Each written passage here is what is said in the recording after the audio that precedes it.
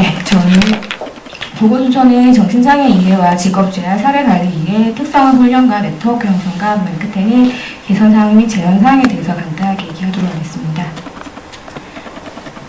먼저 정신장애에 대한 개념을 살펴보면 저희 정신장애는 보시면 조현병, 조울병, 분열운동장애, 방불성 우울장애 나눠질 수 있는데 이 범인이 그 장애 유형별 비율을 나타내고 있습니다. 그래서 정신장애라고 하면 제일 많은 비중은 이제 조현병, 이제 이 정신분열병이 최근에 조현병으로 바뀌었습니다. 그래서 조현병이 제일 많은 비중을 차지하고 있고 두 번째가 조울증을 차지하고 있습니다.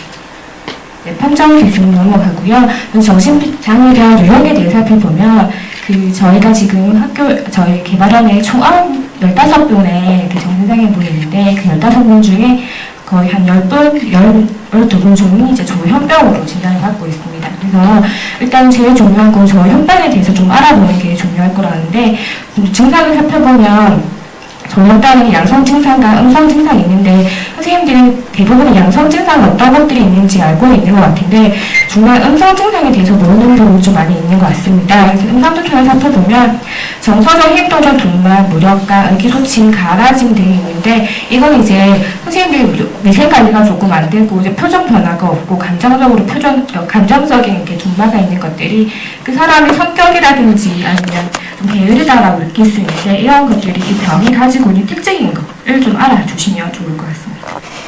네, 두 번째로 조울병에 대해서 살펴보면 조울병은 조증과 우울증으로 나눠질 수가 있는데 조증은 이제 기분이 고양되거나 아니면 행동이 좀 과다하거나 잘못하지 않거나 이제 사고가 비약되어 있는 것들이 조증이라고 나타날 수 있는데 현재 저희 개발원에 그 훈련을 받고 있는 학생들은 다 이제 약을 복용하고 있기 때문에 조증 현상들은 거의 나타나지 않고 있다라고 생각하시면 좋을 것 같고요. 최근에는 분열운동장애나 반복성 우울장애로 진단받는 경우는 진단을 받고 장애 등급까지는 받기가 많이 힘든 부분이 있어서 저희 개발원에 입학하고 있는 학생들이 아마 조현병과 조울병으로 많이 진단받고 있을 거라고 생각이 듭니다. 네, 정신장애 특성에 대해서 살펴보면요. 먼저 이제 만성적인 경향이 있고 스트레스에 매우 취약하게 됩니다. 스트레스에 취약하다 보니까 이제 대처 능력이 부족하는 경향이 있고요. 그렇기 때문에 이제 의존적인 경향이 나타날 수도 있고 의존적인 경향이 있다 보니까 아니면 가족이나 친구나 이제 선생님한테 좀 보호적인 보호 성격을 가지고 있고요. 또 이제 그 정신질환이 만성화되다 보니까 경제적으로 부담이 가중되게 되고 마지막으로 낮은 재활 성공률을 보고 있습니다. 그래서 이렇게 여러 가지 정신장애 특성들을 가지고 있습니다. 선생님들이 정신장애를 가지고 있는 특성들을 조금 이해를 해주신다고 하면 학생들을 가르치는 데 있어서 조금 더 이렇게 보완될 수 있을 거라 생각이 듭니다.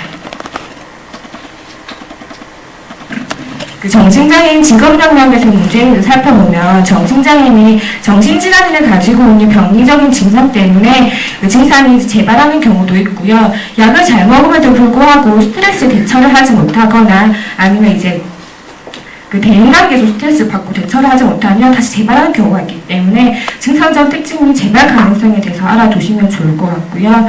그리고 심리사회적 특성을 보면 정신장애인분들이 아주 대다수가 낮은 자아존중감을 가지고 있습니다. 그리고 이제 사회적인 기술이 이제 결핍되다 보니까 이런 인지적 기능으로 해서 직업 영역에서의 다양한 문제를 가지고 있기도 하고 또 이 정신장애인 특징이 20대 초반과 또 20대 중반에 발병하다 보니까 사회적인 기술 또 사회적인 경험이 많이 부족하기 때문에 직업을 가지는 데 있어서 많은 어려움을 가지고 있습니다.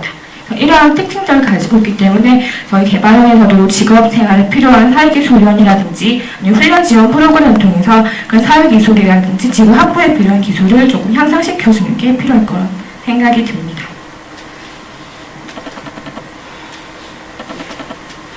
그러면 저희 개발원에서 이루어지고 있는 정신장애 특성을 보는 과정에 대해서 간단하게 안내를 해드리면 먼저 이 단계는 총 4개의 단계로 이루어지고 있는데 이런 단계들은 각 개발원마다 이미 실시하고 있는 부분이기 때문에 간단히 넘어가도록 하겠습니다. 그러면 저희 개발원에서는 저희가 이전까지는 그 단순 실무, 기업 실무라고 해서 정신장애 종량반도 운영이 되고 있었는데 저희가 2011년 이후부터는 다 그 내병원처럼 전남에서 하신 내병원처럼 다 이제 공과로 흩어져서 개별반이 운영이 되고 있지는 않습니다. 그래서 정신장애 입학을 하게 되면 다 이제 양성 과정에 흩어져서 수업을 받게 되는데요. 그럼 정신장애만 따로 하는 게 좀 뭐가 있냐라고 살펴보시면 첫 번째로 저희 개발원에서는 정신장애에 특성한 그 조종된 모임을 시작하고 있습니다. 그래서 9시에 공과로 가기 전에 저희 정신장애만 따로 모여서 아침 모임을 시작함으로써 아침 그 정신장애 약물 체크 그리고 컨디션 체크를 하고 있고요. 또 전반적으로 아침에 봤을 때 컨디션이 안 좋으면 오후에 개별적으로 불러서 개별 상담을 또 따로 실시를 하고 있습니다. 집단 상담이 실시를 하고 있는데 저희가 일주일에 한 번 정도 이제 2시간씩 개별 상담 및 집단 상담을 하고 있고요. 그 다음에 지금 정신건강에 필요한 약물 증상 교육이라든지 스트레스 대처 관리 교육을 일주일에 2시간씩 실시를 하고 있습니다. 훈련 지원 프로그램 보시면 정신장애인들에 필요한 웰니스 프로그램이라든지 약물 증상, 스트레스 관리, 또 이제 그 자아 향상 프로그램을 해서 자기 자아 기능 손상된 것을 조금 지원하고 지지해주는 프로그램을 실시하고 있고요. 또 기타 보시면 정신보건 관련기관 행사에도 참여할 수 있도록 해서 사회적으로 좀 통합되고 이분들이 이제 그 개발원 내에서는 다른 장애에 조금 이제 치우치거나 이제 차별받는 경우가 있는데 정신보건 참여 행사에 다시 통합적인 서비스를 받을 수 있도록 훈련 지원 서비스를 실시하고 있습니다. 네, 제가 직접적인 훈련을 하고 있지 않기 때문에 어떤 훈련 기법을 조금 설명하는 데 있어서 좀 한계점이 있다고 생각이 들지만 제가 이제 한 5개월 정도 개발원에서 이제 일을 하다 느낀 부분을 좀 설명이 드리면 첫 번째로 정신장애인은 대부분 낮은 자존감을 가지고 있습니다. 그래서 정신장애인에게는 훈련 교사 선생님들이 정신장애인들의 부정적인 피드백을 조금 이제 감소해 주시는 게 필요할 것 같다는 생각이 들고요. 또 정신장애인 자체적으로 이제 스트레스라든지 아니면 대처 능력이 좀 부족하기 때문에 정신장애인들에게 대부분 이제 긍정적인 피드백을 좀 강조해 주는 게 필요하다라는 생각이 들고요. 여기 보시면 나 전달법이라고 있는데 선생님들 나 전달법을 대부분 알고 계시는 걸로 알고 있습니다. 모르시는 분도 계실 것 같은데, 그래서 긍정적인 칭찬, 어떤 걸 잘하면 그런 부분을 계속적으로 강화시켜주고 칭찬해주는 게 많이 필요할 것 같고요. 대부분 이제 부정적인 피드백을 조금 완화시켜주는 게 필요하지 않나 생각이 듭니다. 두 번째는 음성 증상에 대한 이해인데 아까도 말씀드렸듯이 조현병에는 양성 증상도 있고 음성 증상이라고 있는 건데 깔아지거나 위생 관리가 되지 않는 게 그 사람이 성격적인 결함이거나 또 게을러서 하지 않는 게 아니라 음성 증상이라는 하나의 증상이라고 좀 이해를 해주시는 게 필요할 것 같고요. 그래서 위드 상태가 부족하다든지 감정 표현 약화 등은 조현병의 음성 증상의 특징이기 때문에 개인적인 성격 결함이 아니다라고 해서 너 왜 이렇게 안 씻고 오니? 너 왜 이렇게 깔아지니? 이렇게 뭐라 하는 것보다는 꾸준한 경력 및 지도를 통해서 재활시켜 주는 것들이 필요하지 않나 생각이 듭니다. 세 번째는 의사소통의 명료화인데요. 훈련 시제 인지 기능 약함이 집중력 저하가 나타날 수 있습니다. 집중력 저하는 또 정신장애인에 나타나는 음성 증상이거나 또 약을 드시며 깔아지거나 그런 부분이 나타나게 되는데 이런 집중력 저하들이 그분들에게 이제 결함이 아니라 증상이거나 또 약물 부정일 수 있으므로 이제 선생님들이 훈련을 하실 때 정보 전달을 할 때 조금 이제 우회적으로 설명하기보다는 직접적이고 구체적으로 설명을 해주는 게 필요하지 않나 생각이 듭니다. 그래서 먼저 훈련을 하시고 난 뒤에 이게 하였는지에 대해서 추가적으로 조금 확인을 하거나 다시 설명을 해주는 것들이 필요하다라는 생각이 들었습니다. 또 네 번째는 정신장애에 대한 인식 변화인데요.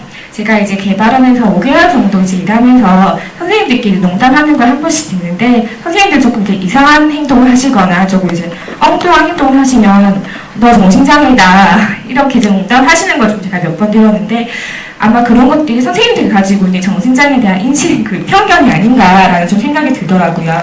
그래서 외부에서 이제 일하다가 여기 왔기 때문에 너 정신장애다 이렇게 얘기를 하면 저는 좀 개인적으로 이제 듣기가 불편한 것도 있고 선생님도 아직 정신장애에 대한 편견이 있구나라는 생각이 들고 있었습니다. 그래서 선생님들은 직접적으로 정신장애를 가지고 있는 편견이 일단 좀 변화가 돼야 되지 않나 생각이 들었고요. 그래서 정신장애는 지속적으로 약물을 복용하는 것이 훈련생이 지속적으로 약물을 복용하면 훈련생은 공격적이거나 위험적이지 않다라고 설명을 좀 드리고 싶고요. 또 정신장애는 조금 이제 컨디션이 안 좋거나 뭐 집중을 못하거나 좀 예민하다 하고 하면 이 증상이 재발됐다, 이 상태가 안 좋아졌다라고 생각을 많이 하시더라고요. 정신장애인이 꾸준히 약을 먹으면 쉽게 재발되는 경우는 않은 부분이 많기 때문에 그러한 것에 상태가 변하거나 재발했다라고 이렇게 단정을 짓는 것은 좀 어렵지 않나, 이런 부분은 잘 체크를 해주시고, 선생님들 가르치시기 정신장애인분 좀 컨디션 난조가 보이면 언제든지 정신보건사에게 직접적으로 얘기를 많이 해주시면 좋을 것 같습니다. 네, 저희 정신장애인들이 저희 입학을 할 때 개별적으로 입학을 하기보다 정신보건 관련 기관의 추천서를 통해서 입학을 하고 있습니다. 그래서 저희들이 직접적으로 입학을 하는 게 아니기 때문에 추천해 주신 추천 기관과 지속적인 네트워크 형성이 참 중요한 과정이다라고 생각이 드는데요. 그래서 정신보건 관련 기관 네트워크 형성이 참 중요한 단계라고 생각이 듭니다. 네트워크 형성을 하는 것도 중요하지만 형성된 네트워크를 오랫동안 지속적으로 유지하고 관리하는 것도 참 중요한 방법인데, 저희 부산개발에서는 이제 매년 정신보건 관련 기관 간담회를 통해서 특성화 훈련에 대한 홍보도 하고 사회에 대한 자문을 구하고 있고요. 그리고 이제 재학생 사례관리 기관 간담회를 실시하고 있습니다. 저희가 어제 부산에서는 재학생 사례관리 기관 간담회를 실시했었는데, 추천해준 학생들, 현재 지금 훈련을 받고 있는 그 재학생의 사례관리 기관 선생님만 따로 모아서 그 훈련생의 경과 보고도 해드리고, 훈련생에 대한 정보 공유도 하고, 이제 지속적으로 네트워크 형성을 통해서 간담회를 자주 실시하고 있습니다. 또한 세 번째 보시면 현재 정신장애인분들 훈련받고 있는 그 훈련 내용에 대해서 사례관리 기관 선생님한테 사례관리 경과지를 전송하고 있습니다. 이거는 저희가 자료에는 없었는데, 제가 이제 개발원을 발령받고 난 이후에 선생님들이 이제 추천해주는 선생님들이 자주 오시는 선생님도 계시지만 그냥 딱 보내놓고 이제 연락을 끝내는 선생님도 많이 계시더라고요. 그래서 그 선생님들한테 훈련생들이 관심을 좀 가질 수 있도록 훈련생이 이렇게 훈련을 받고 요즘 컨디션 상태가 이렇습니다 라고 해서 제가 이제 사례관리 경과지를 써가지고 기관에 이렇게 발송을 하고 있습니다. 그 마지막으로 정신보건 관련 기관 행사에 참여함으로써 저희 개발원에서 이러한 훈련을 또 하고 있고 이러한 이제 교육도 있습니다라고 홍보를 통해서 정신보건 관련 기관 네트워크 형성을 하고 있습니다. 네, 마지막으로 정신장애 특성화 강화 및 지적 서비스 향상을 통해서 어떤 개선 사항이 있어야 되는지 설명을 좀 드리면, 먼저 보시면 사회관리 서비스의 간편화라는 문제가 있었습니다. 그래서 이제 올해 저희 공단에 정신보건사가 채용됨으로써 상담 서비스를 조금 더 강화해야 한다는 생각이 들고 있고요. 그리고 이제 일주일 이내에 심층 상담을 실시함으로써 사회관리 서비스를 좀 더 강화하고, 이제 앞으로도 훈련 지원 프로그램이 더 다양화되고 강화되고 있다는 방향성을 알고 있습니다. 두 번째 보시면 취업 연계 및 적응 지도의 한계라는 문제가 있었는데, 처음에 정신장애인 채용에 있는 사업주한테 지속적으로 관심을 가지고 그 사업주한테도 인식 개선이라든지 홍보를 통해서 지속적인 사례 관리를 하고요. 사례 관리 기관 및 가족, 직장 동료들에게도 현재 정신장애인분들이 적응 지도를 어떻게 하고 있는지 대해서 내용을 공유하는 것도 필요하다 생각이 들었습니다. 그리고 마지막으로 사업주 대상 및 인식 개선 교육을 활성화하고요. 주기적으로 협조 체계를 구축하는 게 취업 연계 및 적응 지도 한계를 조금 개선할 수 있는 내용인 것 같습니다. 세 번째는 지역사 네트워크 소유라는 문제가 있었는데, 그 구체적인 방향으로는 건역별 정신보건 관련 기관 간담회를 주기적으로 실시하고요. 사례관리 기관과 질적인 네트워크를 형성하고요. 제가 하고 있는 사례관리 기록지를 배부하는 이런 개선 사항을 통해서 네트워크 소유라는 문제를 개선할 수 있을 거라 생각이 듭니다. 마지막으로 입학평가 및 정신 특성화 훈련이 부족한데, 이제 그 해결 방안으로는 추천기관 대상은 정신보건 서비스 1개월, 저희가 이제 추천기관을 정신보건 관련 기관을 이용한 3개월 이용하는 대상자 협조를 받았었는데, 저희 부산에서는 이제 정신보건 관련 기관을 1개월만 이용하여도 저희 개발은 추천할 수 있는 대상으로 완화를 하고 있어서 이런 부분이 개선 사항이 될 수 있을 것 같고요. 종합적으로 정신장애인 특성화 강한 질적 서비스가 향상되어야 된다고 생각을 하고 있습니다. 네, 마지막으로 부산개발원에서는 어떻게 좀 향후 추진을 할 거고 제언 사항을 말씀을 드리면, 적극적인 사례 관리가 필요하다라는 생각이 듭니다. 먼저 공단의 전문성 확장 및 개발원 내 사례 관리 또는 외부기관 연계를 통해서 적극적인 사례 관리를 하고요. 그리고 정신보건사의 사례 관리를 위해서 정신보건사가 이제 다른 개발원에 이제 발령을 받으면 질적인 네트워크 형성가 잘 되고 있음에도 불구하고 다시 깨지는 경향이 있기 때문에 정신보건사를 이제 정보 배치를 하는 걸 좀 지향하자라고 생각이 들고 있고요. 전담교사 및 교직원 교육을 실시를 함으로써 개발원에서는 이제 자체적으로 계획을 세워서 그런 정신 건강에 대한 교육이나 그 수행도 일부 가능하지만 본부 주관으로 정신건강이라든지 정신장애 관련한 이제 인식기술을 통해서 정신장애 특성화 훈련이 발전될 수 있도록 해야겠다는 생각이 들었습니다. 마지막으로 이제 정신장애 단기 과정 마련을 실시함으로써 정신장애인이 가지고 있는 그런 이제 특성화를 좀 더 살려서 정신장애인분들의 뭐 전용반이라든지 정신장애 특성을 살릴 수 있는 그런 어떤 가정이 좀 마련되어 있어야 되지 않을까라는 생각이 들었습니다. 그러니까 우수 사례는 저희 팀장님 다음에 발표하기 때문에 정신장애 특성화 가정의 대상까지 설명하도록 하겠습니다.